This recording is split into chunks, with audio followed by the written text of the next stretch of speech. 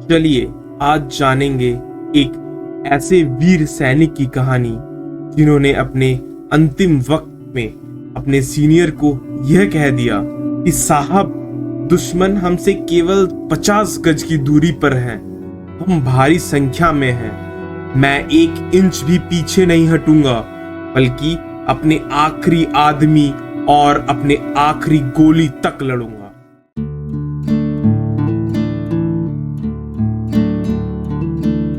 नमस्कार दोस्तों, मैं हूं सौरभ मंडल, आपका दोस्त और इस चैनल का होस्ट। आज हम जानेंगे एक ऐसे ही वीर सुपुत्र की कहानी। मेजर सोमनाथ का जन्म 31 जनवरी 1923 में कांगड़ा, पंजाब में एक डोगरा ब्राह्मण परिवार में हुआ था, जो वर्तमान में हिमाचल प्रदेश में है। उनके पिता अमरनाथ शर्मा एक सैन्य अधिकारी थे। उनकी सेवा में वे मेजर जनरल के पद तक पहुंचे। उनके कई भाइयों ने सेना में अपनी सेवा की। सोमनाथ को बचपन में टोमी के नाम से जाना जाता था। उनके छोटे भाई विश्वनाथ शर्मा बाद में भारतीय सेना के 14वें सैन्याध्यक्ष बने, अर्थात चीफ ऑफ आर्मी स्टाफ। उन्होंने अपनी स्कूलिंग फेयरवुड कॉलेज नैनीताल से की। फिर बाद में उन्होंने prince of Wales royal military college, जो देहरादून में है, वहां से अपनी पढ़ाई पूरी की। अपने बचपन के दौरान सोमनाथ अपने दादा द्वारा सिखाई गई भगवत गीता में कृष्ण और अर्जुन की शिक्षाओं से बहुत प्रभावित थे। तो चलिए अब जानते हैं मिलिट्री कैरियर। 22 फरवरी 1942 को रॉयल मिलिट्री कॉलेज से स्नातक होने पर मेजर सोमनाथ शर्मा की नियुक्ति ब्रिटिश भारतीय सेना की 19वीं हैदराबाद रेजिमेंट की 8वीं बटालियन में हुई, जो कि बाद में भारतीय सेना के 4थे बटालियन कुमाऊं रेजिमेंट के नाम से जाना जाने लगा। उन्होंने बर्मा के द्वितीय विश्व युद्ध के दौरान अराकान अभियान में भी जापानी सैनिकों के विरुद्ध लड़ाई किया।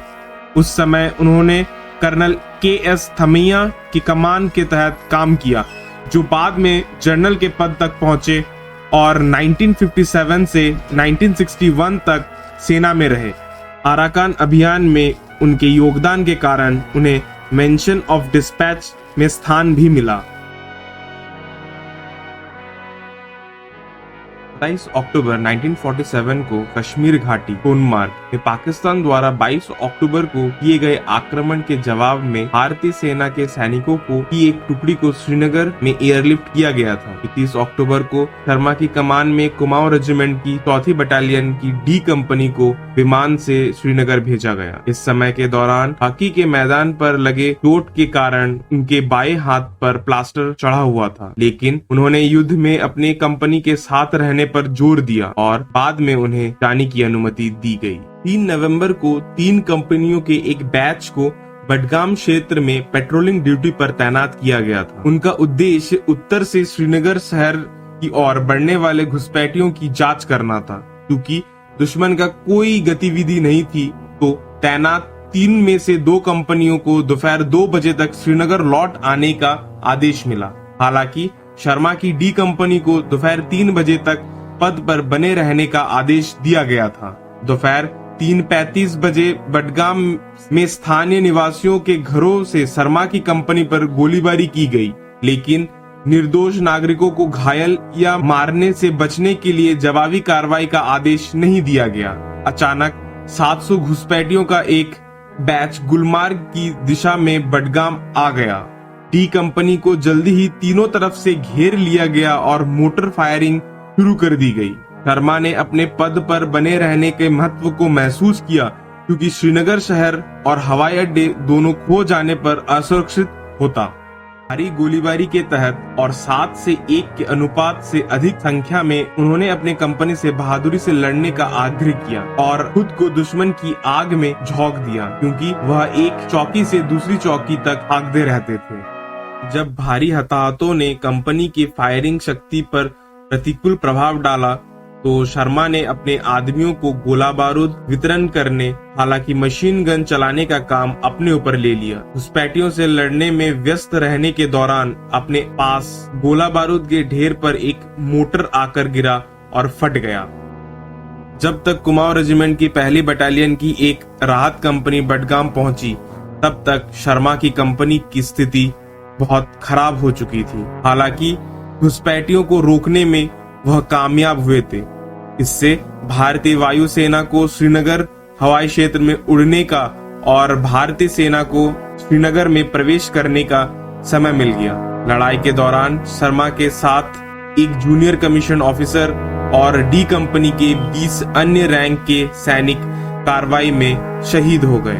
शर्मा का शव 3 दिन बाद बरामद किया गया था, यद्यपि उन्हें पहचानने से परे विकृत कर दिया गया था। उनके शरीर की पहचान उनके पिस्तौल के चमड़े के हॉलेस्टर और उनकी छाती पर की जेब में भगवत गीता के कुछ पन्नों के माध्यम से की गई थी।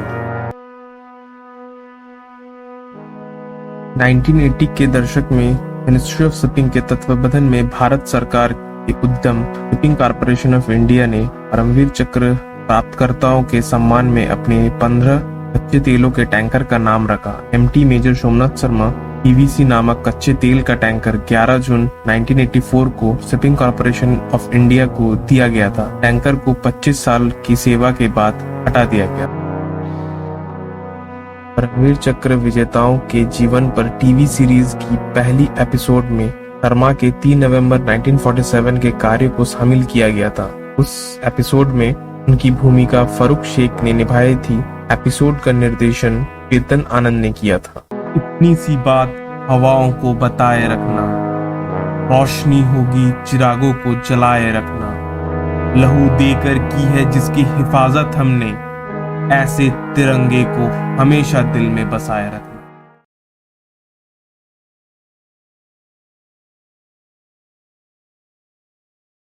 Don't forget to like, share and subscribe. Oh, press the bell icon also to get all the notifications.